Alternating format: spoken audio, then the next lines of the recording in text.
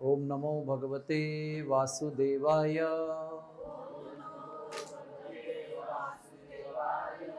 ओम नमो भगवते वासुदेवाय।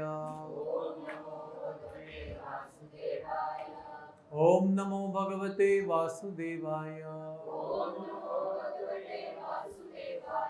हरे कृष्णा कृष्ण कृष्ण हरे हरे, हरे राम राम राम हरे हरे।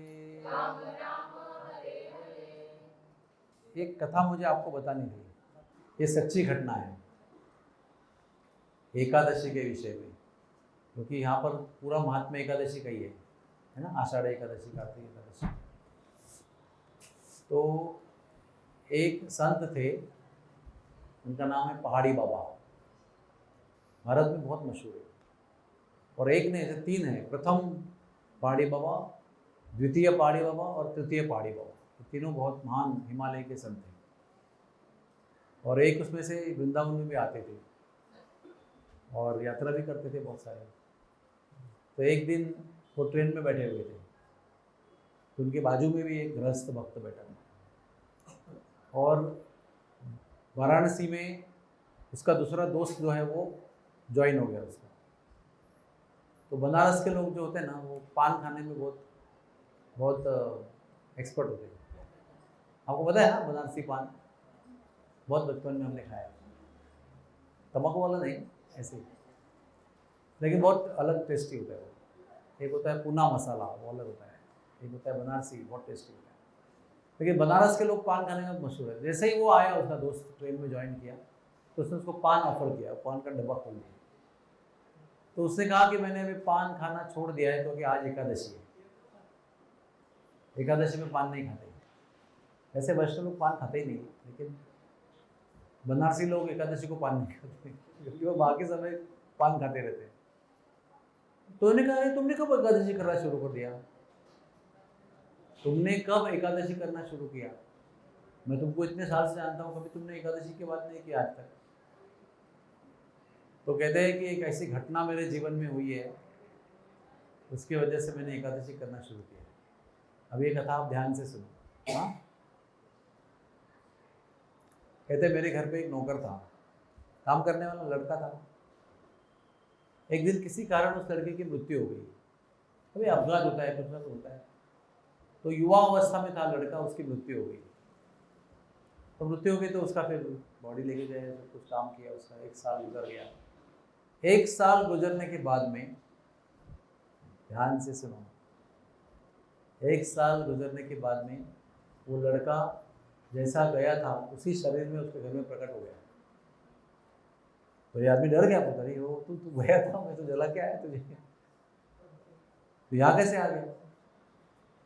बोला मेरे आपके प्रति बहुत प्रेम था, इसलिए मैं आया। बोला कैसे आ गए तुम मरने के बाद? वो कहते मैं अभी यमदूत बन गया हूँ। यमदूत बन गया? कैसे यमदूत बन गया? तो ये ध्यान से सुनना, वो बताते हैं यमदूत कैसे बनता है। जो 100 बार यमलोक पहुंचता है वो यमदूत बन जाता है। अभी लाइन तो वो सिंपल है ना, 100 बार यमलोक जाता है। मतलब क्या हुआ उसका? एक बार मनुष्य बना, पाप कर्म किया, फिर यमलोक गया, वहां से नरक भेजा गया, नरक की यातना भोगी, फिर वो 84 लाख के साइकिल में आ गया, फिर वो पूरा यात्रा करते करते फिर मनुष्य बन गया, फिर पाप किया, फिर यमलोक गया, फिर नरक गया, फिर वापस नरक की यातना भोगने के बाद फिर वो साइकिल में आ गया, 84 लाख साइकिल में, फिर मनुष्य बन गया इतना घूम के, फिर मनुष्य में आके फिर पाप किया, फिर नरक में गया। इस तरह 100 बार यमलोक को टच करने के बाद यमराज सोचते हैं कि इसको तो पूरा ट्रेनिंग हो गया अभी, इतने सारे 27 प्रकार के नरक है, सब जगह पर भोग के आया, क्या क्या मिलता है क्या नहीं मिलता है सब पता है इसको, तो उसको यमदूत बना देते। तो मालिक हैरान हो गया, इसका मतलब उसका 100वां जन्म था, वो 100वां मनुष्य का, उसमें भी पाप करके वो नरक में जाएगा, तो उसको यमलोक ने यमदूत बना के भेज दिया। तभी मालिक डर गया जो कथा सुना रहा है। तो मैंने उस बालक को पूछा कि तुम यहाँ कैसे आ गए, यहाँ की इसकी मृत्यु होने वाली है क्या? नहीं, यहाँ पर नहीं होने वाली है, आपके पास में किसी की मृत्यु होने वाली है। अरे वो तो शादी होने वाली है, वो शादी में नहीं, उसको बोलो उसका समय आ गया है, शादी वादी भूल जाओ, उसको लेने आया हूँ मैं। तो जा रहा है, मैं जल्दी में हूँ, समय हो रहा है उसका, उसको उठाना है। तो जाने के पहले एक प्रश्न है मेरा, ये नरक से कैसे बचना है? ये प्रश्न आपके लिए रिलेवेंट है ना कि नहीं है? नरक से कैसे बचना है? तो वो यमदूत बने हुए बालक ने बताया, जो एकादशी का व्रत करता है वो नरक से बच जाता है। तो ये कहता है तब से मैंने एकादशी का व्रत करना शुरू कर दिया। ये शास्त्र में भी लिखा है, वो सच्ची कहानी में यमदूत ने बताया, उसके लिए नहीं। वो कहता है कि तू ऐसे बालक के स्वरूप में कैसे आया? यमदूत तो बड़े भयानक होते हैं, सिंह होते हैं, बड़ी बड़ी आंखें होती है, उसको देख के बड़े बड़े लोगों के क्या कहें, बहुत कुछ होता है देखने के बाद। हाँ, मलमूत्र निकल जाता है बड़े बड़े खूंखार क्रूर लोगों के। तो ऐसे कैसे आ गया? तो यमदूतों को ना एक सिद्धि होती है, उनका भयंकर रूप तो होता है, लेकिन वो चाहे तो रूप धारण कर सकते हैं। और आप मुझे पहचाने इसलिए मैंने वही शरीर धारण कर दिया, रूप शरीर वो नहीं था, लेकिन रूप धारण कर दिया कि आप मुझे पहचाने। अब मैं अपने रूप चेंज करके वहां जाने वाला हूँ पिकअप करने के लिए। ये सच्ची कहानी है। ये कहानी पहाड़ी बाबा ने एक तीसरे व्यक्ति के रूप में सुना, इनका डिस्कशन।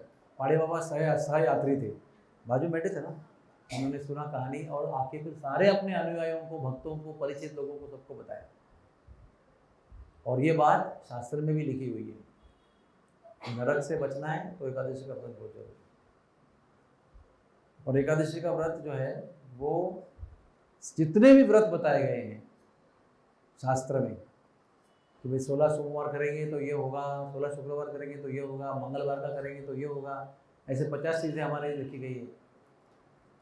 वो 5:12 पे आपको वट वृक्ष को 13 प्रदक्षिणा करनी है, और 5 पन्ने वाले पेड़ को, मतलब 5 पन्ने वाली माला को पहनना है। ऐसा बहुत सारे नियम होते हैं। वो सारे नियम जो होते हैं ना, वो टाइम बाउंड होते हैं, परमानेंट नहीं होते। देखो आप, कोई भी व्रत हमारा कैसा होता है, 9 दिन का होता है, या 16 शुक्रवार का होता है, 16 सोमवार का होता है, ऐसे एक फिक्स होता है। और हर एक के पीछे एक टैग लगा होता है, ये करेंगे तो ये मिलेगा, ये करेंगे तो ये मिलेगा। कर्मकांड कहते हैं उसे। ये सारे व्रत आप इकट्ठा करेंगे ना, जितने भी व्रत आपको पता है, और एक बाजू रखेंगे, और एक बाजू एकादशी रखेंगे, तो एकादशी ज़्यादा पावरफुल है।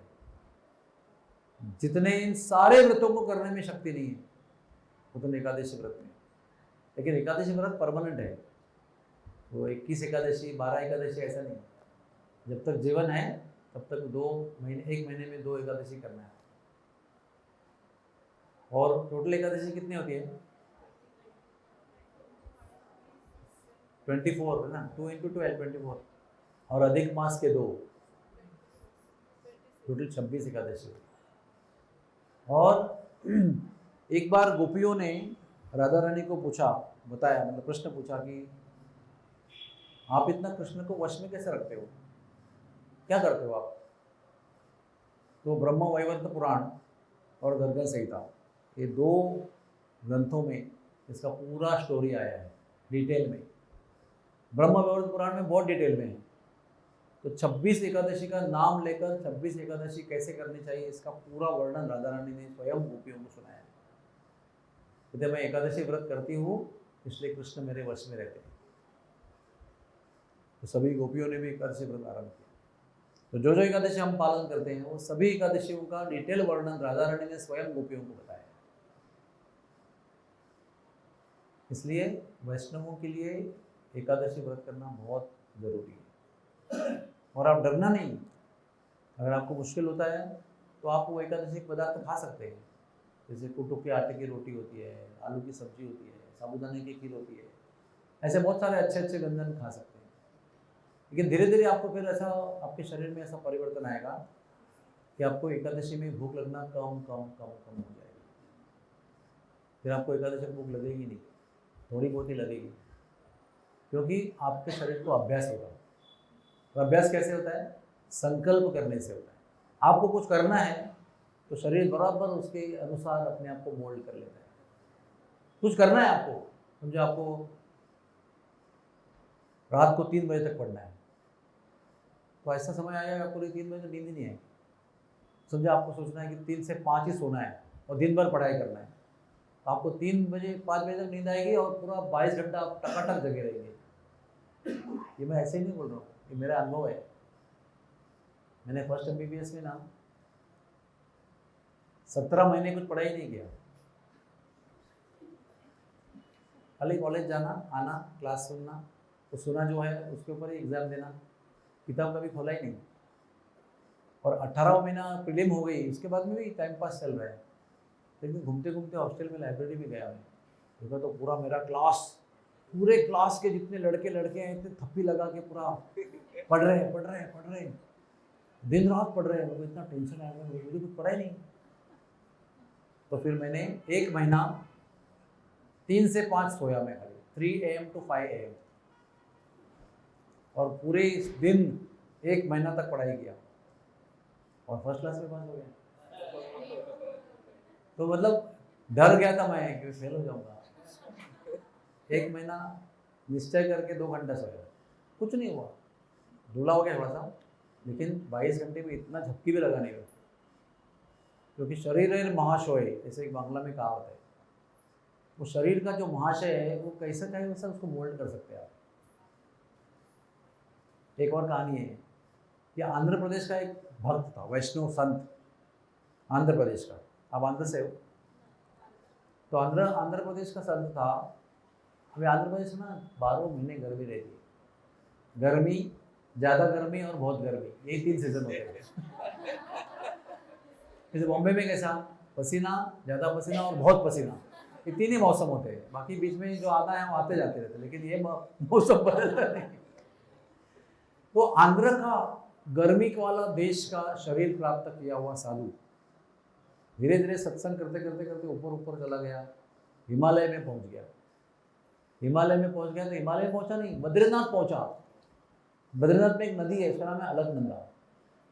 वो नदी है ना, केवल प्रवाहित है इसलिए जल है, अगर वो रुक जाएगी तो वो बर्फ बनेगी, इतनी ठंड वहाँ पर होती। हमने उसमें स्नान किया है कई बार, ठीक है। तो वो जो बद्रीनाथ की अलकनंदा नदी है, उसमें वो जल में डूबकर 3 बार दिन में गायत्री करते थे।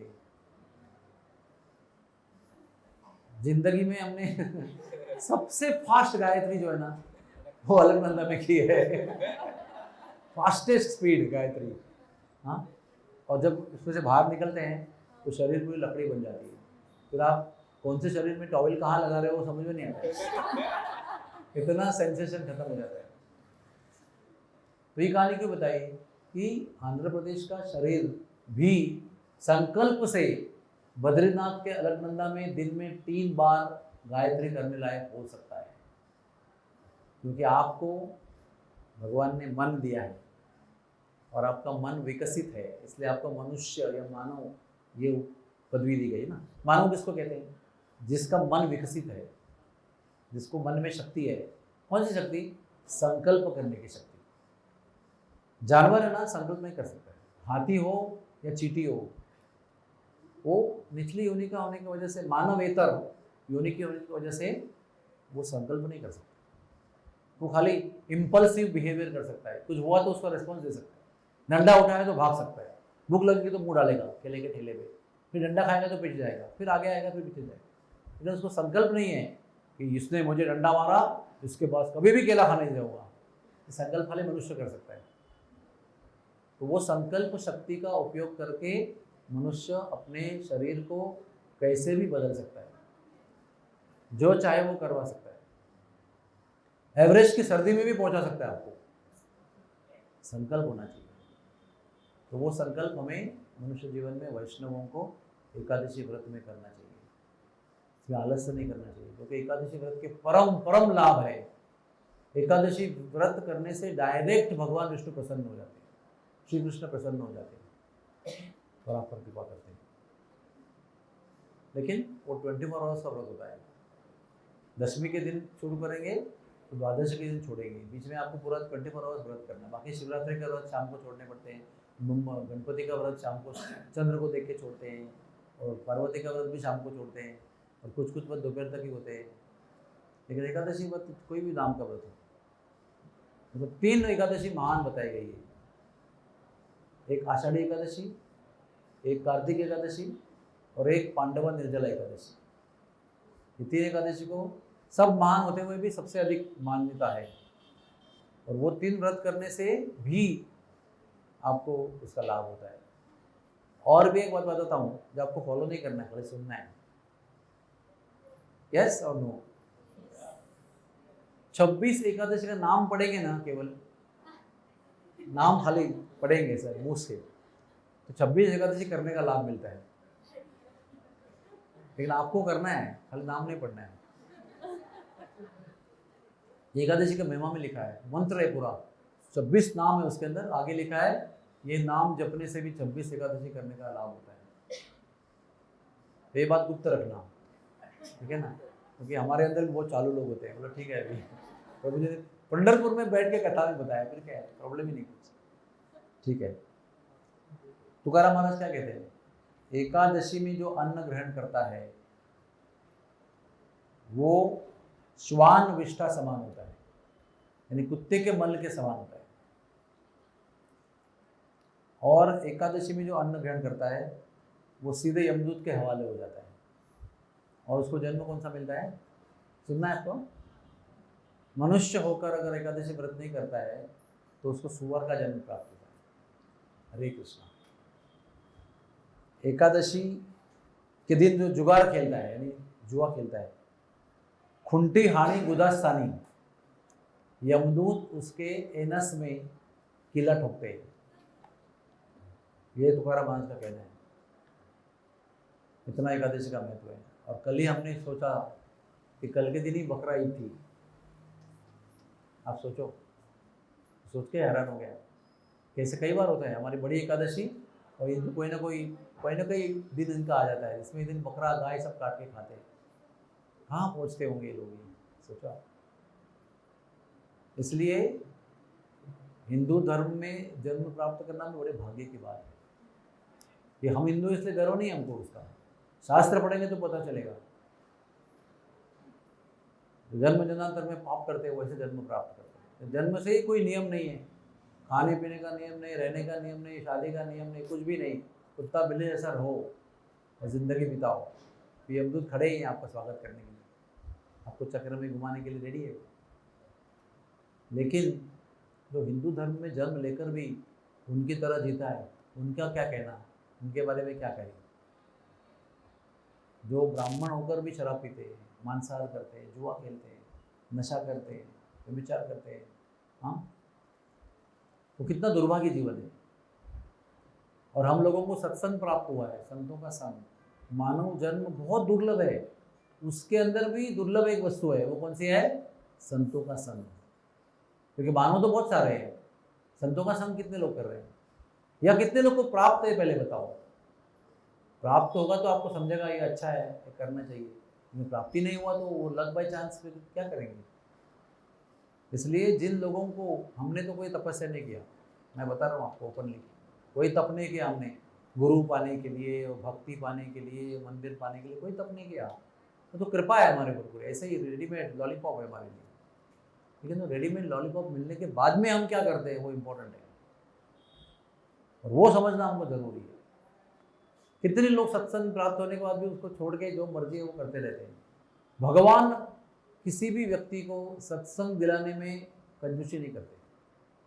हर मनुष्य को मनुष्य जन्म देने के बाद भगवान सत्संग की योजना करते ही है by default. If you are human being, आपको संतों के पास होना ही है, मतलब we have to pass by संत, सेंटली पीपल। फिर कोई उस घटना का लाभ लेके आध्यात्मिक उन्नति करता है, तो कोई उसको बोलता है ठीक है यार कोई बात। जैसे भक्ति वेदांत में, भक्ति वेदांत अस्पताल में आए चौथे दिन कोई साधु आता है, कोई इंद्रधनु स्वामी आते हैं, कोई जयद्रथ स्वामी आते हैं, कोई जय पताका स्वामी आते हैं, कोई ना कोई आते रहते हैं। और रिसेप्शन में सब स्टाफ उनको देखते हैं। कितने सब स्टाफ है हमारे, हर रिसेप्शन में खड़े हैं, वो कहीं ना कहीं जाके बिल बनाते हैं, वो कोई एक्सरे करते हैं, कोई सोनोग्राफी करते हैं, कोई सीटी स्कैन करते हैं, सब जगह उनको दर्शन होता है। लेकिन जो प्रॉपर भक्त बने हैं उनको दंडवत प्रणाम करते हैं, और बाकी लोग खाली पेपर बना के छोड़ देते हैं। तो सबको भगवान ने लाभ दिया ना संतों का, लेकिन उसका लाभ सब लोग नहीं उठाते। हम लोगों को उनमें से नहीं होना चाहिए। उनको प्राप्त होने पर भी वो ड्राई है, सूखे हैं। एक बार जिनको प्राप्त हुआ है उसके बाद उनको पीछे लगना चाहिए कि मुझे चाहिए। इसलिए सुनना बहुत ज़रूरी है। जिसको सुनने की आदत नहीं ना, तो आगे प्रगति नहीं कर सकते लाइफ। श्रवण करना ये नम्रता का लक्षण है। देखो आप बैठे यहाँ पर, श्रवण करना, यहाँ बैठे आप सुन रहे हैं, आपकी नम्रता का लक्षण है। तो आप कैसे, कौन किसको सुनना है, जाओ उधर कुछ काम करने का बहाना करो, जाओ बड़ा खाओ, उधर खाना खाओ। लेकिन एक जगह बैठकर भगवान की बातें सुनना ये भी नम्रता का लक्षण है। और जब सुनकर आपको घंटों घंटों सुनने की आदत लगती है, आप बड़े भाग्यवान हो। नहीं तो कलयुग में ना सुनने की मालूम है कितनी कैपेसिटी है? 20 मिनट मैक्सिमम, प्रयत्नपूर्वक 20 मिनट की कैपेसिटी होती है। उसके बाद में सबका ध्यान भ्रष्ट हो जाता है, इधर उधर मोबाइल देखेगा, घड़ी देखेगा, इधर देखेगा, उधर देखेगा, कॉन्सेंट्रेट नहीं कर सकता है। एक भक्त ही हाँ शरीर और महाशय का प्लानिंग संकल्प करके 6-6 घंटे भी बैठ के सुन सकता है। इसका अभ्यास की जरूरत है। और हमारे गुरुदेव राधानाथ महाराज ने हमको राधा गोपीनाथ मंदिर में अभ्यास लगाया। 6-6 घंटे उपवास के दिन, कोई खाना पीना तो है नहीं, ब्रेकफास्ट लंच का ब्रेक तो है नहीं, दिन भर भी कुछ खाना नहीं है। तो महाराज सुबह 9 बजे शुरू करते थे, अभी 3, 3:30, 4 बजे तक बोलते जा रहे हैं, हम लोग बैठ के सुनते जा रहे हैं, और कुछ काम तो नहीं है, तो श्रवण में लगे रहते हैं। लेकिन बाहर के मंदिर के कोई भक्त आते हैं तो परेशान हो जाते हैं, भाई क्या चल क्या रहा है, व्हाट इज हैपनिंग, कब समाप्त होगा ये कथा। और हमारे मंदिर के भक्त लोग कहते हैं महाराज आनी और बोलो, क्योंकि उनका अभ्यास हो गया है। वो अमृत प्राण करने की उनको आदत हो गई है, वो पीते जाए तो प्यास बुझती नहीं उनकी। ऐसे थे हमारे सुखदेव जी और ऐसे हमारे परीक्षित महाराज थे। रिकॉर्ड ब्रेक है उनका, कोई रिकॉर्ड ब्रेक नहीं कर सकता है। Guinness book of world of records में या किधर भी किसी ब्रह्मांड में ऐसे चैंपियन नहीं हो सकता है। कितने घंटे सुना कथा पता है आपको? 168 hours with no tea break, no lunch break, no dinner break, no sleep break, no लघु शंका break, nothing। और ऐसे नहीं हुई 2 दिन हो गए तो भाई 4 दिन बाकी, हाँ बोलो मैं सुन रहा हूँ। अरे परीक्षित जगे हो ना? हाँ महाराज मैं जग रहा हूँ, आप बोलो, सुन रहा हूँ मैं महाराज, सुन रहा हूँ। ऐसे नहीं, जितने दिन बढ़ते जा रहे हैं ना उतने प्रश्न बढ़ते जा रहे हैं। और सुखदेव को आश्चर्य हो रहा है, सुखदेव मुनि जी को, अरे तो 3.5 दिन बाद में भी प्रश्न पूछ रहे हो, 5 दिन बाद भी प्रश्न पूछ रहे हो, क्योंकि कृष्ण कथा शुरू हुई ना 3.5 दिन के बाद, उसके बाद भी पुस्तक प्रश्न कर रहे हैं, अरे ऐसे कैसे हुआ, अरे उसका आत्मा उस शरीर में कैसे प्रवेश किया, ये तो बड़ा पापी था। तो पहले तो सुखदेव जी परीक्षित का अभिनंदन करते हैं, कॉन्ग्रेचुलेशंस कि आप मुझे अभी भी प्रश्न पूछ रहे हैं, और आपका प्रश्न पूछने का उत्साह देख के मुझे कहने का उत्साह आ रहा है। इनको देख के इसका उत्साह बढ़ रहा है, इनको देख के उनका उत्साह बढ़ रहा है। कहने वाला नहीं थक रहा है, तो सुनने वाला का उत्साह बढ़ रहा है, सुनने वाला नहीं थक रहा है, इसलिए कहने वाले का उत्साह बढ़ रहा है। देखो कैसा कॉम्बिनेशन है। 168 आवर, फिर 7 दिन का लिमिट था इसलिए वो रुक गए, नहीं तो फिर वो और चलता था उनका। अगर लड़के ने बोला होता 70 दिन के बाद तुम्हें सर्पपक्षी काटेगा, तो 70 दिन भी ये कथा सुनते। 1680 आवर्स क्षमता है ना, वो संकल्प है उनका, वही करना है उनको। खाना पीना तो है नहीं, और नींद नहीं आ रही है, क्योंकि जिनको भगवान के भक्ति के कथा में रुचि है उनको भगवान की कथा सुनने पर नींद नहीं आती है, नींद उड़ जाती है। हमें नींद आने लगती है कथा में बैठते ही, मन शांत हो जाए तो पुराना पेंडिंग स्लीप आगे आ जाता है, पूरा सोना आरंभ हो जाता है। अच्छा है ये, लेकिन इतना भी रिलैक्स नहीं होना चाहिए, है ना, क्योंकि भगवान की कथा चल रही है। तो कुछ लोग ना उपवास के दिन या नवरात्रि के दिन नवरात्रि का व्रत कर रहे हैं, रात को जुआ खेलते हैं। उनको ये पता होना चाहिए, खुंटी हाणी गुदास्तानी रिबोल, सूले पर चढ़ने की जरूरत नहीं, वो सूली लगा देंगे बराबर से, है ना। तो अभी चैतन्य महाप्रभु, नित्यानंद प्रभु और बहुत सारे वैष्णव पंढरपुर में आए हैं। तो राधा कुंड नाम का एक धाम है वृंदावन में, गोवर्धन में। उधर भी विश्व के जितने संत हैं सब आए हुए हैं, कोई नया ऐसा नहीं है। जो भी संत है प्रसिद्ध है वो सब राधा कुंड के किनारे आए हैं और कुछ समय क्यों ना हो वहाँ भजन किया है। जैसे पंढरपुर में भी सभी प्रकार के संत आए, सभी संप्रदाय के संत आए। सबसे पहले बताएंगे चैतन्य महाप्रभु, नित्यानंद प्रभु, क्योंकि वो पहले आए थे। नित्यानंद प्रभु कैसे आए कि एक संत थे हमारे गौड़ीय संप्रदाय में, उनका नाम है लक्ष्मीपति तीर्थ। बड़े कैसे कहूँ आपको, राधा रानी के तत्व को प्रकाशित करने वाले जो पहले संत थे माधवेंद्र पुरी, उनके गुरु थे वो। इतने महान बड़े बड़े प्रसिद्ध संत उनके शिष्य थे। तो वो पंढरपुर में आते हैं, एक ब्राह्मण के घर पे रहते हैं, उसकी माधुकरी ग्रहण कर रहे हैं। तो घर पे माधुकरी आकर ग्रहण करते हैं और प्रसाद लेते हैं और ब्राह्मण को कहते हैं कि तुम्हारे घर पे मुझे बहुत दिव्य अनुभव हो रहा है, तुम्हारे घर में कुछ ऐसा है इस गांव में या शहर में, पता नहीं, मुझे बहुत दिव्य अनुभूति हो रही है।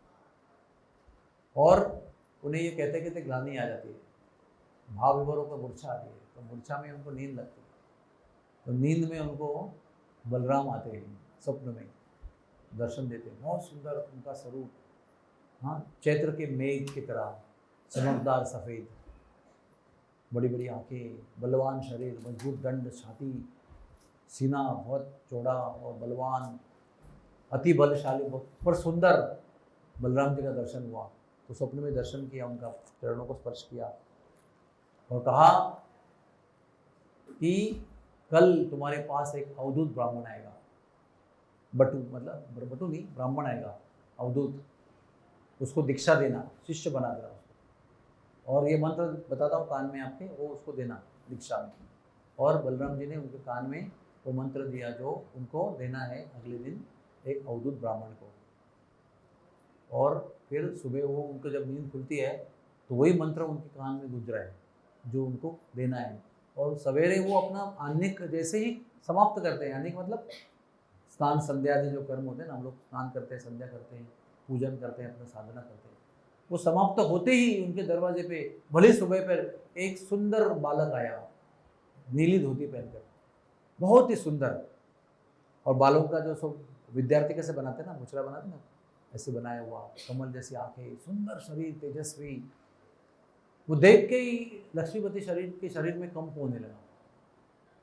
और वो बालक ने आते ही दंडवत प्रणाम किया और कहते, गुरुजी मैं नित्यानंद हूँ, मुझे आप दीक्षा दीजिए। तो तुरंत उनको याद आया स्वप्न में कि हाँ उन्होंने कहा था। तो उन्होंने उनको बिठाया और दाहिने कान में वो मंत्र दिया और उनको दीक्षा के रूप में स्वीकार किया। और दीक्षा लेके तुरंत उन्होंने दंडवत किया और वो चले गए। लेकिन वो बालक को दीक्षा देने का जो दर्शन होने से, दंडवत, दीक्षा, जितना भी समय उनके साथ बिताया, उस समय इतनी कालावधि में लक्ष्मीपति तीर्थ उस बालक से इतना आसक्त हो गए कि जैसे वो गया तो उसको रोना आना शुरू कर दिया उसके गृह में, इतना रोने लगे वो। और फिर उनको नींद आ गई। फिर स्वप्न में नित्यानंद प्रभु आए। पहले बलराम आए थे ना, नित्यानंद प्रभु कौन है? स्वयं बलराम जी। अभी नित्यानंद प्रभु को दर्शन दिया और कहा कि मैंने आज आप सुबह से आपसे मंत्र लेकर दीक्षा ली। और तुरंत अपना रूप चेंज करके बलराम का रूप दिखा दिया। इसका अर्थ ये होता है कि उन्होंने समझाया कि बलराम भी मैं हूँ और नित्यानंद भी मैं हूँ और आपसे दीक्षा लेने के लिए आया था। तो ये देखकर स्वप्न में भाव विभोर होकर गिर गए, वो बेहोश हो गए। तो जग गए तो बलराम जी और चेंज होने वाले नित्यानंद जी ने कहा कि रहस्य किसको बताना नहीं, ये गुप्त रखना। और नित्यानंद जी अंतर्धान हो गए। उसके बाद कुछ दिन वो ब्राह्मण के पास इधर पंढरपुर में रहे, लेकिन रोते रहे और रोते ही रहे। और यहीं पर उन्होंने अपना शरीर त्याग दिया नित्यानंद प्रभु के विरह में। और आगे जाकर नित्यानंद प्रभु माधवेंद्र पुरी से मिलते हैं और माधवेंद्र पुरी को शिक्षा गुरु के रूप में लेते हैं। और माधवेंद्र पुरी फिर ईश्वर पुरी को दीक्षा देते हैं। ऐसे आगे बहुत लंबी कहानी है। तो ये हुआ नित्यानंद प्रभु का पंढरपुर का लीला। उसके बाद चैतन्य महाप्रभु संन्यास लेते हैं। अभी तक वो नित्यानंद प्रभु से मिले नहीं हैं। 24 साल वो नवद्वीप में रहे, अपने माता पिता के पास बाल्यपन गुजारा, फिर विवाह किया, 2 पत्नियां हो गई, फिर संन्यास 24 साल में लेते हो, और फिर जो भ्रमण करने को निकलते हैं मध्य लीला, और उसके बाद में जब लौट के आते हैं तो नित्यानंद प्रभु को उनकी मुलाकात होती है। तो इसके पहले जब वो, उनके एक बड़े भाई थे, उनका नाम था विश्वरूप, वो इतने सुंदर थे, इतने सद्गुणी थे और इतने विरक्त थे बचपन से ही, जन्म से ही उनको समझने लगा तब से भागवत में रुचि। अद्वैत आचार्य से दिन रात भागवत सुनते थे, उनको भागवत सुनने में खाने पीने के भी होश रहते नहीं थे। ये लिटिल निमाई जो थे ना, बाकी चैतन्य महाप्रभु बने, निमाई पंडित जो है ना, उनको बुलाने को मैया भेजती थी, जाओ बड़े भैया को बुला के ले गए, तब जाके ये भोजन करने आते थे। तुरंत बाद में भी भागते थे सुनने के लिए, रात तक सुनते थे। तो क्या हुआ, इनकी भागवत की रुचि देखकर माता पिता को चिंता होने लगी। क्या लगता है माता पिता को, जब बालक तुलसी माला की कंठी पहनता है, जब बालक चाय कॉफी छोड़ता है, जब बालक लहसुन प्याज छोड़ता है, भजन करता है, दिन भर भागवत सुनता है, संतों में रहता है, ब्रह्मचारियों में रहता है, सन्यासियों में रहता है, तो माता पिता को टेंशन क्या आता है, हो जाएगा भाग के, छोड़ के जाएगा। मेरी शादी होने के पहले मेरे इन लॉज को ही लगता था कि एंगेजमेंट तो कर दिया, शादी करेंगे कि नहीं पता नहीं। अभी खबर आई कि चाय कॉफी भी छोड़ दिया है, अभी खबर आई कि कंठी माला पहन लिया है। वो कंठी माला कब पहनते हैं, जब व्यक्ति विवाह करके बच्चों को बड़ा करके वो एकदम विरक्त हो जाता है, तभी एंड में वानप्रस्थ में वो तो तुलसी माला पहनते हैं, जो शादी के पहले ही पहन के बैठा है, मतलब क्या करेगा।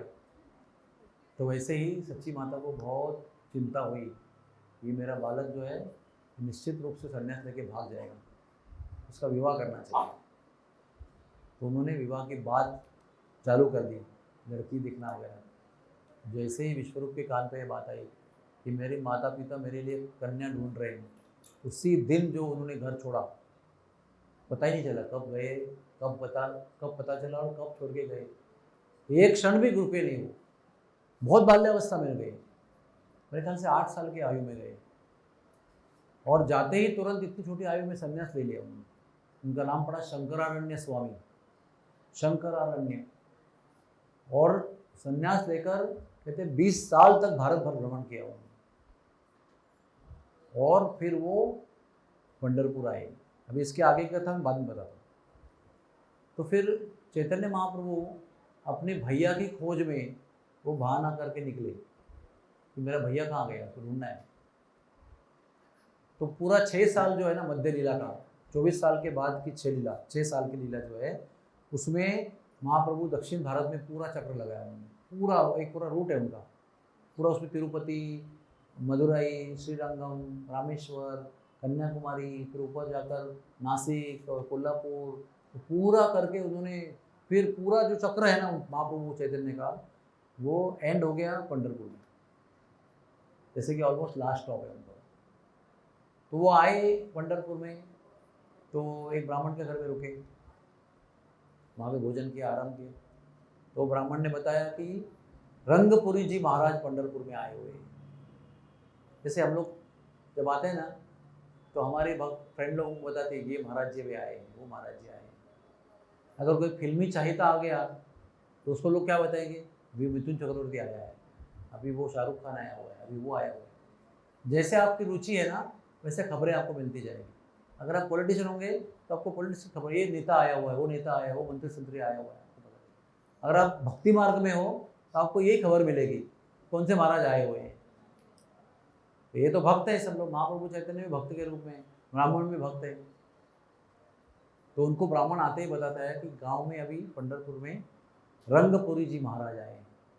रंगपुरी जी महाराज कौन है, वो जो लक्ष्मीपति आए थे ना, उनके शिष्य है, माधवेंद्रपुरी जी, रंगपुरी जी।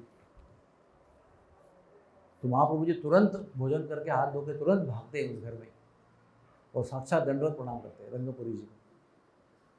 रंगपुरी जी इस युवा अवस्था के सन्यासी का सौंदर्य देखकर बहुत प्रभावित हो जाते हैं, वो देखते रह जाते हैं। कमल जैसी आंखें, स्वर्ण जैसी कांति, वो सन्यास वस्त्र धारण किया हुआ है, सर मुंडवाया हुआ है इतने, लेकिन इतना सौंदर्य है कि उनको उसमें वात्सल्य भावना निर्माण होती है। एक थे हमारे बृहस्पति के अवतार सार्वभौम भट्टाचार्य, बड़े बुजुर्ग थे वो। तो महाप्रभु को देखा तो उनको वात्सल्य निर्माण हुआ, अरे 24 साल का सन्यासी इतना सौंदर्यवान है, कैसे अपने सन्यास को टिका पाएगा ये, मैं उसको वेदांत का ज्ञान देता हूँ, फिर भी विरक्त हो जाएगा, फिर अपने ब्रह्म सन्यास को टिकाना उसके लिए आसान हो जाएगा। वैसे इनको भी ऐसा एक वात्सल्य आया और वो बैठकर उन्होंने बहुत सारी बातें की, कृष्ण की लीलाओं का चिंतन किया, डिस्कस किया। और फिर उससे, बेटा तुम कहाँ से हो? तो चैतन्य महाप्रभु कहते हैं मैं नवद्वीप से हूँ। नवद्वीप कहती है उनकी पुरानी यादें ताज़ा होती है। वो कहते मैं भी मेरी युवा अवस्था में मेरे गुरु जी के साथ, लक्ष्मीपति जी के साथ मैं नवद्वीप गया था। वहाँ पर मैं एक बहुत सुंदर अच्छे ब्राह्मण के घर में गया, उसका नाम था जगन्नाथ मिश्रा। उसकी पत्नी का नाम था सची माता। वैसी माता थी जैसे जगन माता हो, सबके लिए माता का भाव उसके मन में था। सब लोग उसको देखकर माता का ही अनुभव करते थे, कितनी भी उम्र की हो, उनको लगता था कि हमारी माता है। और वो सबके लिए बड़े प्रेम से भोजन बनाती थी, जो भी उनके घर में आता था। मुझे अभी भी याद है, वो रंगपुरी जी चैतन्य महाप्रभु बता रहे हैं, मुझे अभी भी याद है, सच्ची माता ने मेरे लिए केले के फूल की सब्जी बनाई थी।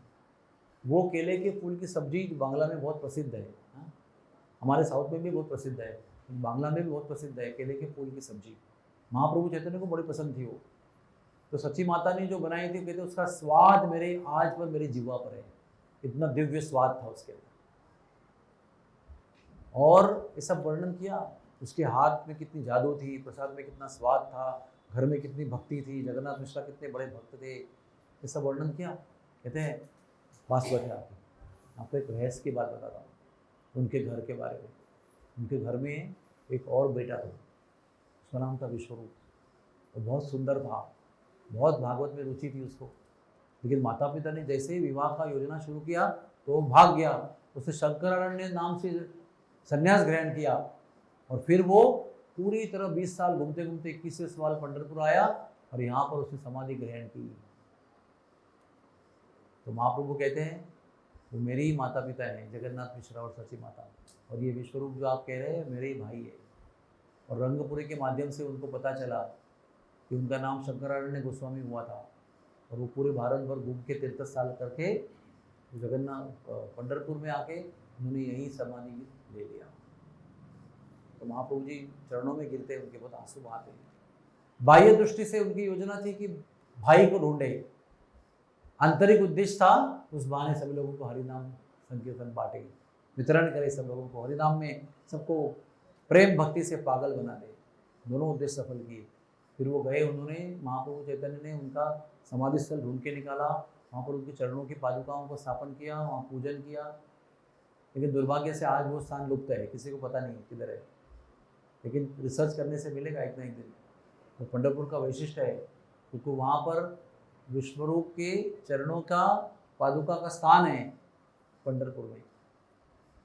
इस प्रकार से 11 दिन चैतन्य महाप्रभु उसके बाद पंढरपुर में रहे और हरिनाम संकीर्तन किया। फिर उसके बाद वो यहाँ से चले गए, उत्तर दिशा में चले गए, वहाँ से वो जगन्नाथपुरी पहुँच गए। ये हुआ चैतन्य महाप्रभु के यहाँ का आगमन का लीला। 11 दिन में उन्होंने क्या किया? विट्ठल के मंदिर के गर्भगृह में जो जगह है ना, जो गोल जगह, हम लोग राउंड लाइन लगा के ऐसे आते हैं वैसे बाहर निकलते हैं, तो ऐसे आके के बाहर निकलते हैं, बीच में खाली जगह है। तो बहुत छोटी जगह है, लेकिन उस समय जगह बड़ी होगी शायद। वहाँ पर चैतन्य महाप्रभु दिन भर धूमधाम से कीर्तन करते थे। उनका कीर्तन देखकर पंढरपुर के निवासी बहुत भाव विभोर हो जाते थे। दिन भर कीर्तन करते थे और रात भर फिर घर पे आकर कथा करते थे।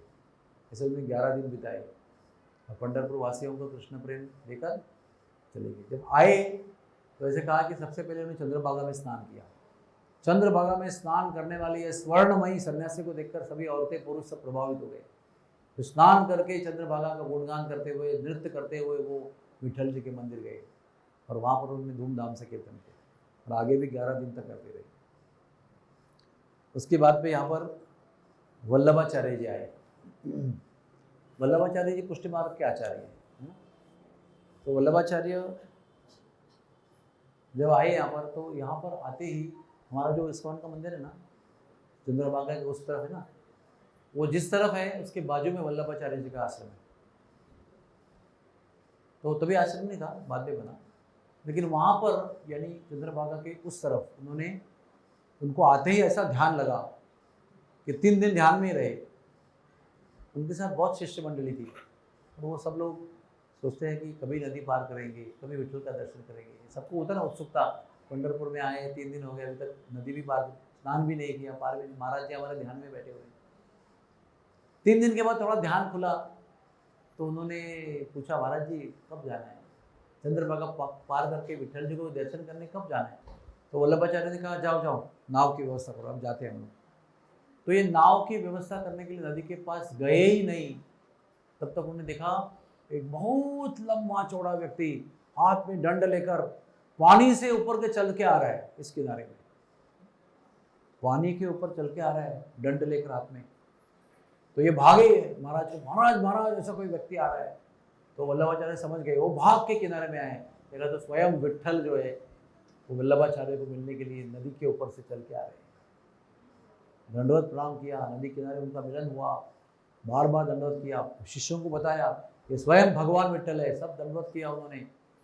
और वल्लभाचार्य जी का विठल जी का लंबा संवाद हुआ। फिर बड़े लंबे संवाद के बाद में वल्लभाचार्य को विठल भगवान ने बताया। क्या बताया, ध्यान से सुनना। तो कहते हैं, भविष्य में देख रहा हूँ तुम्हारा संप्रदाय टूटने वाला है, इसलिए बेहतर यह है कि आप विवाह करो। और विवाह करके वो कहते हैं ना उसको वंश संप्रदाय बनाओ, यानी पुत्र का पुत्र, पुत्र का पुत्र, वो संप्रदाय बनाओ तो वो टिका रहेगा। अगर शिष्य शिष्य करते रहोगे तो वो टूट जाएगा। कोई शिष्य कोई पुत्र नहीं होता है ना, तो उसका शिष्य कोई उसका पुत्र नहीं होता है, तो ऐसे खंड पड़ जाएगा। तो विठल जी की आज्ञा से लक्ष्मी देवी नाम की कन्या के साथ वल्लभाचार्य ने विवाह किया। उनको 2 पुत्र हुए, विठलनाथ जी और मुकुलनाथ जी। और इनके 4 शिष्य हुए जो अष्टसाप के रूप में जाने जाते हैं। इसमें सूरदास भी है, सूर सागर कहते हैं, सबसे सर्वोच्च शिरोमणि। ऐसे वल्लभाचार्य का इतिहास है। तो उनका मठ वहाँ पर है। उसी के आगे जाओगे तो आपको मध्वाचार्य का मठ मिलेगा। उसको कहते हैं उत्तरादि मठ, उसका नाम है। तो मध्वाचार्य जो है ना, वो 2 बार अपने गुरु से मिलने बद्रिकाश्रम व्यासदेव से मिलने गए थे।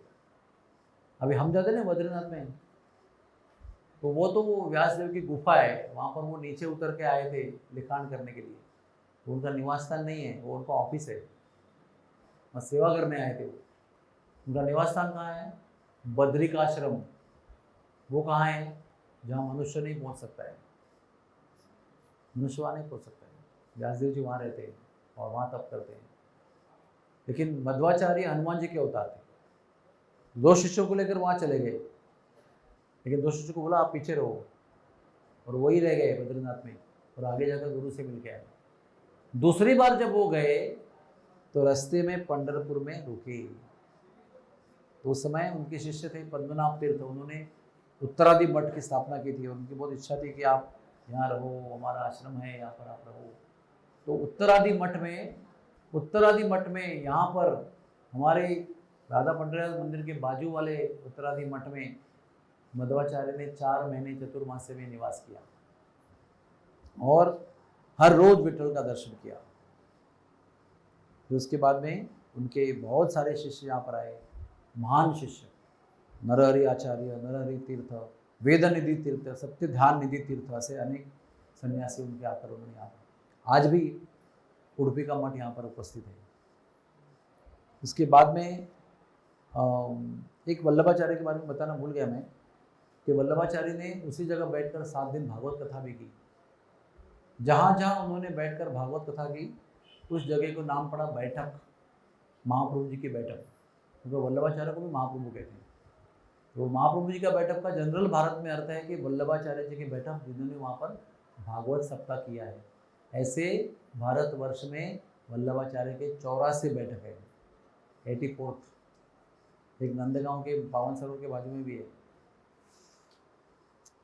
और वल्लभाचार्य ने भगवान विठल के लिए सोने का मुकुट बनाया, जो उनको साउथ इंडिया के राजा कृष्णदेवराय, बहुत फेमस राजा है, बीजापुर के राजा कृष्णदेवराय, बहुत फेमस, उनका इतिहास ब्रिटिशों ने और मुसलमानों ने हमारे इतिहास किताब से काट दिया है पूरा। खाली जो उनका गौरव है वही बताया है, शाहजहाँ, हुमायूं, अकबर और औरंगजेब, इसका इतिहास हम पढ़ते हैं। बाकी कृष्णदेवराय, विजय क्या नाम है उसका, विजयनगर, वो उसका भी इतिहास नहीं दिया है। ये हमारा दुर्भाग्य है। क्यों दुर्भाग्य हमारा है? जिनको खुद के बारे में गर्व और अभिमान नहीं है, वही सबसे बड़ा दुर्भाग्य है। आप खुद को ही नीचा समझते हो, खुद का देश छोटा समझते हो, खुद की संस्कृति छोटी समझते हो, खुद के खाने पीने के जो रिवाज है उसको फालतू समझते हो, तो उससे बड़ा दुर्भाग्य कोई नहीं है। आज हमको खाने को अच्छा लगता है। हाँ, हमारी पत्नी और जब गए थे उत्तरकाशी में, हिमालय के अंदर, उन्होंने बर्थडे पार्टी किया। बर्थडे पार्टी में क्या खाया होगा? मैगी, बस मैगी खाएंगे। ये हमारे बर्थडे पार्टी का बेस्ट खाना है। सोचो आप, हमारे बच्चे पार्टी में क्या खाते हैं? चाउमीन खाते हैं, पास्ता खाते हैं, पिज्ज़ा खाते हैं, सैंडविच खाते हैं। ये उनको लगता है कि ये बेस्ट खाना है। ये नहीं हुआ तो बच्चे लोग पार्टी में नहीं आते हैं, केक खाते हैं, पेस्ट्री खाते हैं, मफिन्स खाते हैं। 26 राज्यों का 26 प्रकार का भोजन भारत में उपलब्ध है। भारत जैसे रेसिपीज और स्वाद विश्व में कहाँ नहीं, कहीं नहीं है। फिर भी हमको क्या अच्छा लगता है? पास्ता अच्छा लगता है, पिज्ज़ा अच्छा लगता है। क्यों ऐसा है? क्योंकि उनकी संस्कृति है जो हमको अच्छी लगती है। हम लोग कपड़े कौन से पहनते हैं? उनके कपड़े पहनते हैं, हमारे देश के कपड़े नहीं पहनते हैं। देखो गांव गांव में जाओ, पहाड़ों में जहाँ पर 3-3 महीने तक गाड़ी पहुँचती नहीं है, वहाँ पर भी लड़कियाँ जीन्स पहनकर बाल छोड़ के घूमती है। क्यों? क्योंकि उनको लगता है ये एडवांसमेंट है, ये प्रगति है, ये प्रगत होने का लक्षण है। ऐसा है। उनके माता पिता जो हैं वो अभी भी खेत में उगी सब्जी खाते हैं, और वहीं की रोटी, वहीं का गेहूँ, वहीं की सब्जी खाते हैं। और बच्चे लोग सब लोग क्या कहते हैं उसको, फ्राई आर्म्स और क्या क्या खरीद के रेडीमेड सब कुरकुरे ये सब खाते रहते हैं। इसलिए हम लोग सब लोग गिरे हुए हैं। जब तक तुम्हें और हमें हमारे जन्म पर, हमारे चर्म पर, हमारे देश पर, हमारे संस्कृति पर, हमारी जाति पर हमारा गर्व नहीं होगा, तब तक हम लोग ऐसे बौद्धिक गुलाम बन के रहेंगे। We will be always slaves. बुद्धि के सर पर हम नौकर रहेंगे, गुलाम रहेंगे। इसको कहते हैं बौद्धिक गुलामगिरी, इंटेलेक्चुअल स्लेवरी। आप भी अपने मन में सोचिए, आपको क्या अच्छा लगता है? जीन पैंट पहनना अच्छा लगता है कि इंडियन पहनावा अच्छा लगता है? तो आप अपने आप निर्णय ला, मुझे बताना नहीं। आप बौद्धिक गुलाम है पश्चिम संस्कृति के कि भारतवर्ष में आपको गर्व है? या आप खुद ही अपना प्रश्न पूछकर खुद ही आंसर कर लीजिए, सेल्फ असेसमेंट कर लीजिए। विदेश में आपको पता नहीं है, इंग्लैंड में आप जाओगे ना तो आपके मल मूत्र का जो पानी है वही शुद्ध करके फिर आपके ड्रिंकिंग वाटर में आता है। निर्जंतुक होता है, कोई प्रॉब्लम नहीं पीने में उसमें, लेकिन एसेंशियली वाटर आपका टॉयलेट का है। क्योंकि वर्षा वहाँ पर हमेशा रिमझिम ही होती रहती है, और रिमझिम आपकी प्यास बुझाने के काबिल नहीं है। तो सारा पानी जो है ना वो खरीदना पड़ता है, और वो रिसाइकल करते हैं पूरा। गल्फ कंट्रीज में समुद्र का नमकीन पानी डिसैलिनेट करते हैं, और सारा पानी खरीदना पड़ता है। भारतवर्ष ऐसा एक ही देश है जहाँ पर 2-2 वर्षा होती है, नल में पानी रहता है, वो पानी गर्म करके आप पी सकते हो। भारतवर्ष, अभी इंग्लैंड की बात बताऊँ आपको, केवल 5 प्रकार की बेरीज वहाँ पर खुद के आती है। एक रास्पबेरी, एक स्ट्रॉबेरी, एक अमुक बेरी, एक तमुक बेरी, 5 बेरी आती है खाली बस। उसके अलावा इंग्लैंड में कोई भी अन्न नहीं आता है, कोई भी नहीं आता है। चावल नहीं, गेहूँ नहीं, आलू नहीं, सब्जी नहीं, कुछ नहीं। अभी अभी वो ग्रीन हाउस करके वो ब्रोकोली वगैरह बनाते हैं, लेकिन इंग्लैंड का सारा अन्न धान्य भारत से आता है। कितने लोगों को पता है? और आप लोगों को उनके सैंडविच पर गर्व है, और वो हम लोग से अन्न धान्य खरीदते हैं। आपको उन पर बर्गर पर प्रेम है, सैंडविच पर प्रेम है। हमारे घर पे एक बहुत बड़े बिलियनियर हमारे घर पे आए थे, टेनिस के चैंपियन थे एक समय के। तो उनको ना हमारी आयुर्वेद डॉक्टर ने जांच किया, हृदय का उनका ऑपरेशन हुआ हमारे पास। तो फिर हमने कहा आपको डाइट चेंज करना चाहिए, क्योंकि वो बार बार बीमारी हो जाएगी। हमने कहा आपके शरीर में वात बहुत बड़ा हुआ है। डॉक्टर ने सहज पूछा आप क्या खाते हो? देखो हाँ, करोड़पति अब्जोपति आदमी है, कुछ भी खा सकता है, कुछ भी पी सकता है, चाहिए उसको खरीद सकता है दुनिया में, विदेश से खाना आ सकता है उसका, इतना पैसा है उसके पास। ब्रेकफास्ट में बनाना सैंडविच खाता है, लंच में पीनट बटर सैंडविच खाता है, और शाम को टमाटो आलू का सैंडविच खाता है। ब्रेकफास्ट लंच एंड डिनर हो गया उसका, और कुछ नहीं खाता है।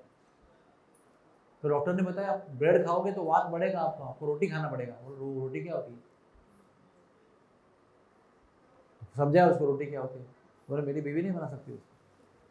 तो हमने उनके लिए यहाँ बैठकर अमेरिका के मॉल में रिसर्च किया कि रोटी नाम का क्या मिल सकता है वहाँ पर। तो एक वस्तु मिली, टॉर्टिलोज, तो रोटी का सिस्टर है, मिलता है वहाँ पर मॉल में, वो खाना शुरू किया। हमने सोचा अब्जोपति धन होकर क्या लाभ है व्यक्ति, इसके पास चावल नहीं है, रोटी नहीं है, सब्जी नहीं है, दाल नहीं है, मिठाइयाँ 50 प्रकार की नहीं है, अनेक प्रकार के सब्जियाँ नहीं है, उसको पता ही नहीं है। सुबह शाम ब्रेड और ब्रेड और ब्रेड, वही पता है। ये कोई संस्कृति है? कोई रिश्ते नाते नहीं है। 10 साल का हो गया तो बाहर सारा लड़का निकल जाता है, लड़की भी निकल जाती है, अपना अपना बॉयफ्रेंड गर्लफ्रेंड सब चलते रहते हैं। तो आज आप पंढरपुर में बैठे हुए हो, भारत का वैभव में से एक वैभव है ये, ऐसे धाम। अमेरिका में एक भी धाम नहीं है, पता है आपको? एक भी होली स्पॉट नहीं है, एक भी नहीं है। Where you do pilgrimage, tell me. अगर आपको तीर्थ यात्रा करनी है, कहाँ करेंगे आप? कैलिफोर्निया में करेंगे, न्यूयॉर्क में करेंगे, बॉस्टन में करेंगे, कि शिकागो में करेंगे? किधर करेंगे आप? आपको भारत में आना पड़ेगा। यहाँ पर होल सेल में अनंत होली प्लेस है। ये जगह जो है ना, अभी सुबह हम खाते समय चर्चा कर रहे थे, यहाँ पर ऐसे अनंत स्थान हैं जो हमको भी पता नहीं है। यहाँ रह के रिसर्च करना पड़ेगा, फिर आपको पता चलेगा इस स्थान में ये भी हुआ था।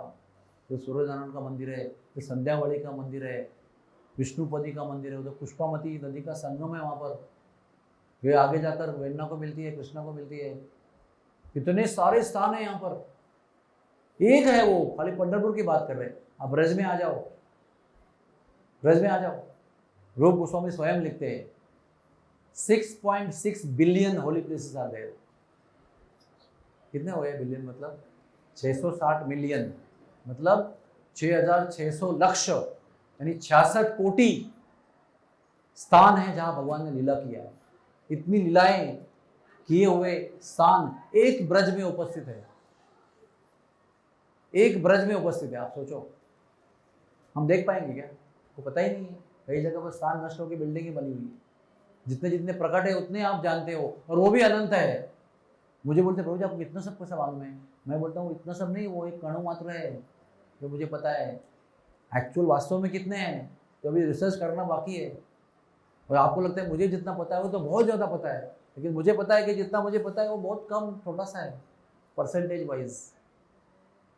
तो फिर वो एक वृंदावन है, फिर द्वारका भी है, फिर तिरुपति भी है, फिर श्रीरंगम भी है, फिर मदुरई भी है, फिर ऊपर बद्रीनाथ भी है। आपको लगता है एक ही बद्रीनाथ है? पंच बद्री है। आपको लगता है एक ही केदारनाथ है? पंच केदार है वहाँ पर। तो गुप्त काशी भी है, क्या नहीं है वहाँ पर? उत्तर काशी में भी कितने स्थान हैं, लोग खाली रात को रुकते हैं तो भाग जाते हैं वहाँ से। उत्तर काशी में भी कितने स्थान हैं। ऐसा हमारा देश है, और जगह जगह पर ऐसे ऐसे भोजन की व्यवस्था है, हैरान हो जाओगे। 26 प्रकार के भोजन भारत में मिलते हैं। पहाड़ों में गया था मैं, तो पहाड़ों के ऊपर, पहाड़ में मैं कई बार घूमा हूँ। वहाँ जाकर मेरी आदत है लोगों से मिलने की, बात करने की। मैं उनको पूछा पहाड़ में जाकर कि आप सिटी में कितने बार जाते हो? कहते हैं 3, साढ़े 3, 4 महीने के बाद में एक बार नीचे जाते हैं, क्योंकि ऊपर कोई बस आती नहीं, कोई मोटरसाइकिल होगा तो जा सकते हैं। तो क्या करते हो, क्या खाते हो? कहते हैं हमारे खेत में जो उगता है वही हम खाते हैं। अभी अगर गेहूं का समय है तो गेहूं खाते हैं, जब बारिश समय तो चावल लगाते हैं तो चावल खाते हैं। और बीच में बागायत है, मतलब कभी आलू लगाते हैं, कभी कॉलीफ्लावर लगाते हैं, कभी कैबेज लगाते हैं, कभी करेला लगाते हैं, कभी कैप्सिकम लगाते हैं, कभी कोतमीर लगाते हैं, कभी पुदीना लगाते हैं, वही को खाते हैं। कोई चाव नहीं है उनको, पास्ता नहीं बनाया, पिज़्ज़ा नहीं बनाया, चाउमीन नहीं बनाया, सैंडविच तो खाया ही नहीं, बिस्कुट नहीं खाया, ऐसा कुछ है ही नहीं। जवान लड़के लड़कियां, आदमी औरत सब लोग संतुष्ट हैं। 3.5 महीने में उनको नीचे लगता भी नहीं कि मार्केट जाना चाहिए। सोचो आप। और हाई क्वालिटी ऑर्गेनिक फूड खाते हैं, केवल गोबर के खाद का बना।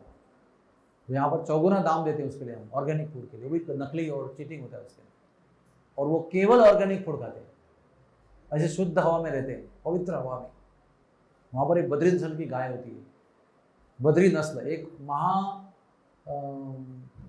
गंगा हरा नाम की गाय है और एक बद्री नाम की गाय है।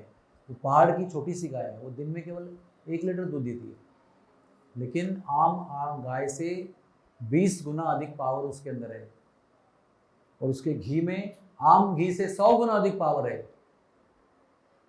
तो नस्ल भी लोगों ने ना जर्सी के साथ मिला के हाइब्रिड करके वो उसको भी नाश कर दिया लोगों ने, लाभ के हेतु, स्वार्थ के हेतु। लेकिन बद्री गाय अगर आप टिकेगी, उसका दूध मिलेगा और आप पिएंगे, ऐसी शक्ति प्राप्त होगी आपको।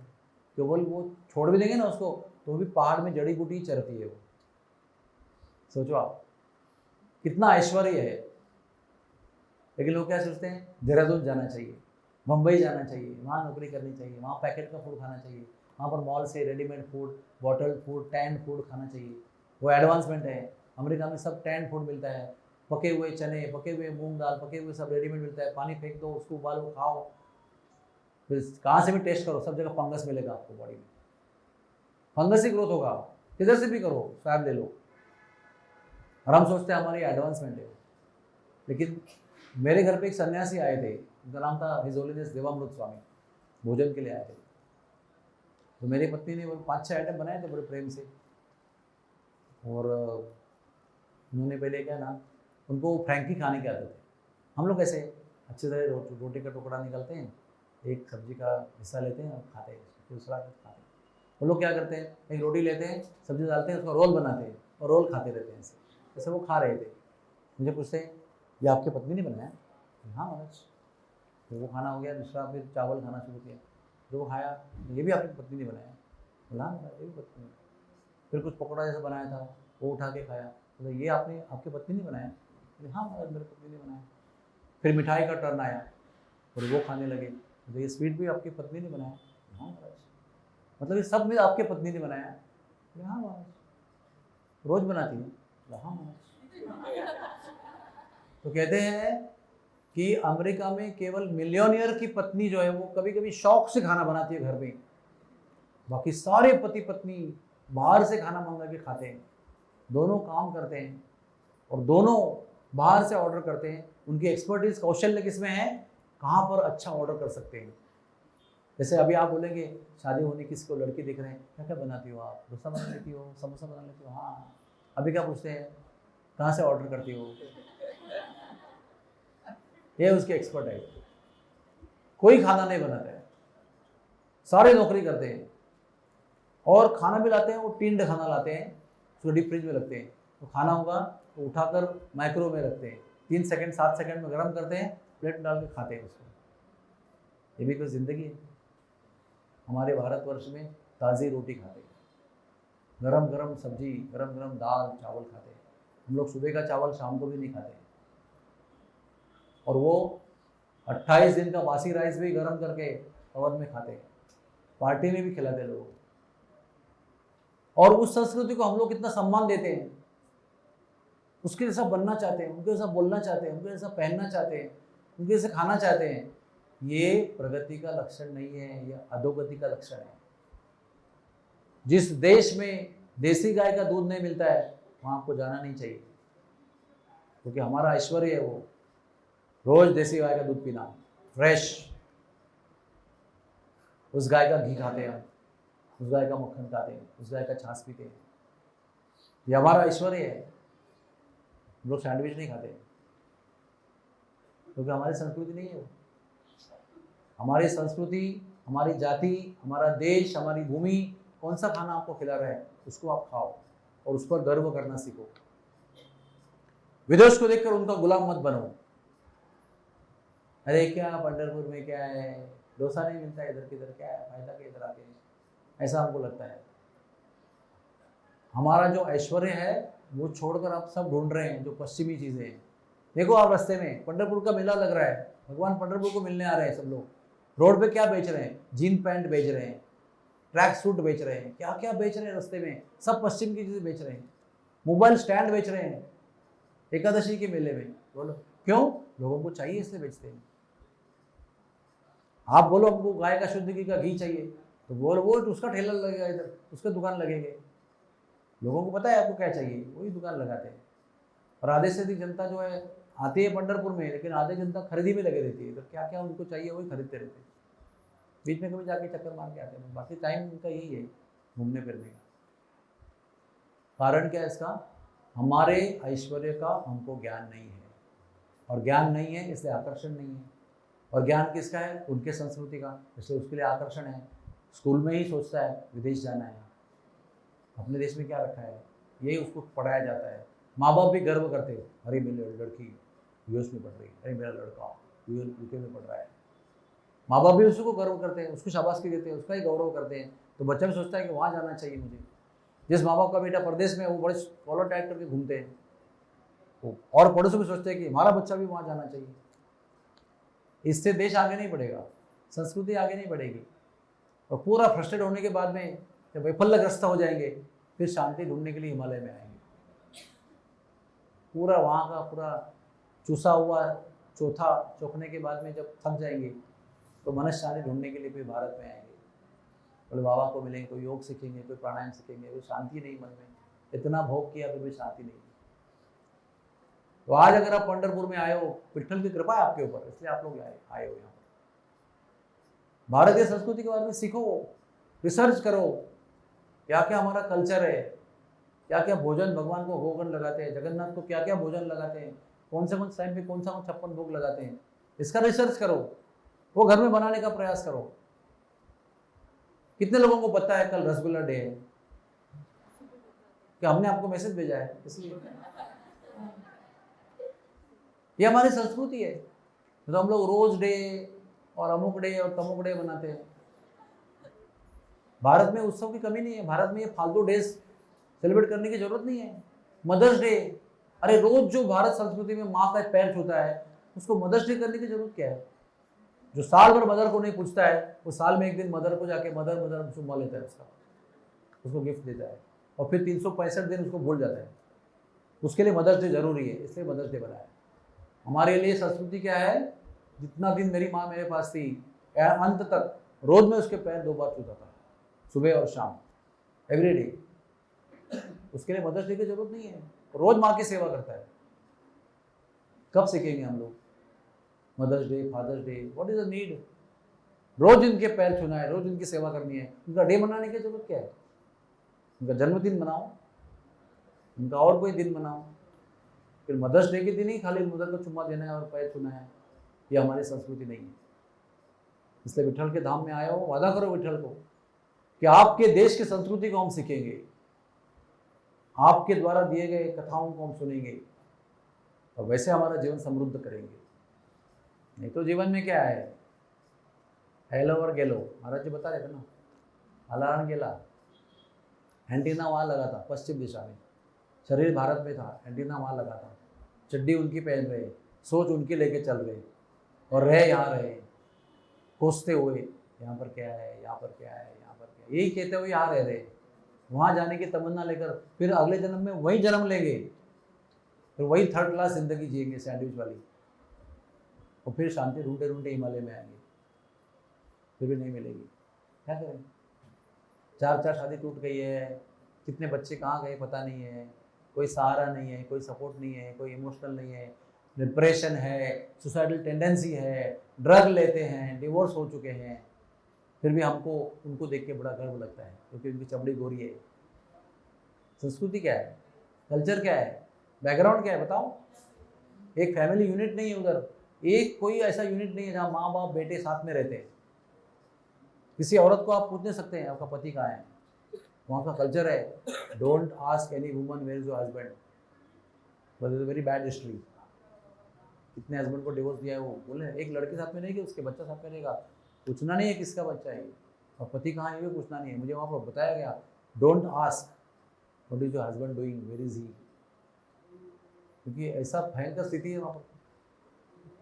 हमारे यहाँ पर अकेले हम पूछते हैं आपका पति क्या करते हैं, वहाँ पर नहीं कर सकते। तो ये हमारी पावन भूमि है, सब संतों ने जन्म लिया इसके ऊपर, सब संतों की चरण धूलि लगी यहाँ पर। एक एक राज्य में सैकड़ों संत हैं, एक नहीं है, एक तुकाराम नहीं है, हजारों संत हैं एक महाराष्ट्र में। पंजाब में जाओ हजारों संत हैं वहाँ पर, उत्तर प्रदेश में जाओ, हमारे कर्नाटक में जाओ, तमिलनाडु में जाओ, केरला में जाओ, हर जगह सैकड़ों संत हैं। सब लोग प्रेम भक्ति सिखाते हैं, सब लोग के चमत्कारिक आयुष्य चरित्र हैं। कब उनसे प्रेरणा लेंगे? हमको सब गोरे लोग अच्छे लगते हैं, उनका ही संस्कृति अच्छा लगता है, सब बच्चों को वहीं भेजते हैं। मेरे पास आधा परिवार, खाली मैं और मेरा एक दूसरा भाई यहाँ पर है, बाकी सारा परिवार अमेरिका में है। उनके बच्चों को पता ही नहीं गणपति क्या हो, नवरात्रि क्या है, दिवाली क्या है, दशहरा क्या है, पता ही नहीं। बोलते elephant God and monkey God, यही पता है उनको, कुछ पता ही नहीं। और हम लोग ध्यान नहीं देंगे तो आपको लोगों की भी ये हालत होगी, ध्यान रखना। अगर आज हमने निश्चय नहीं किया तो हमारी संस्कृति भी वही होने वाली है, और हो रही है धीरे धीरे, ऐसा है। एनीवे, सो निम्बार्काचार्य ने भी पंढरपुर को भेंट दी है। इधर एक तांबड़े मारुति मंदिर है विठल जी के पास, वहाँ पर उनका आश्रम है। शंकराचार्य, शंकर जी के अवतार, वो भी पंढरपुर आए थे। एक फेमस अष्टकम है पांडुरंगाष्टकम, उसका रचना हमारे शंकराचार्य ने की। उन्होंने ये बात सबसे पहले कही थी अपने श्लोक में कि पांडुरंग के कमर पे हाथ क्यों हैं, क्योंकि वो सब लोगों को बता रहे हैं कि भव सागर मेरे पास आने से कमर जैसा ऊंचा हो जाता है, उतना मतलब उतना ही गहरा है। ये बात सबसे पहली शंकराचार्य ने कही थी। रामानुजाचार्य भी पंढरपुर आए हैं। उन्होंने यहाँ पर राजा विष्णुवर्धन को, जो जैन राजा था, उसको वैष्णव दीक्षा दिया उन्होंने, और विठल का महात्म्य और प्रचार उन्होंने बढ़ाया। रामानुजाचार्य कौन थे? लक्ष्मण जी के अवतार, वो श्री राम जी आए थे दक्षिण प्रदेश से।